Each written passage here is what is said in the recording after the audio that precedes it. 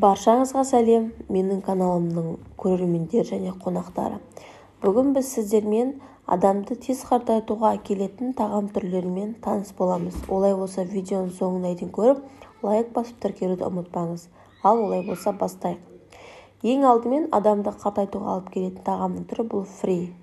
Картошка фри бұл құрамында көп приправалар мен тұздың көп болуына байланысты адам денсаулығына өте зиян және де қартаюға әкеліп соғады.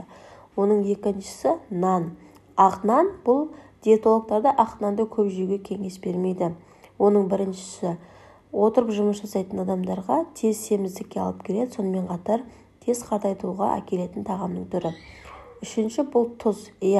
Тұзды тағамдар адамның денсаулығына зиянды болармен қатар, сонымен қатар тез қартайтуға әкелетін тағамның бір түрі.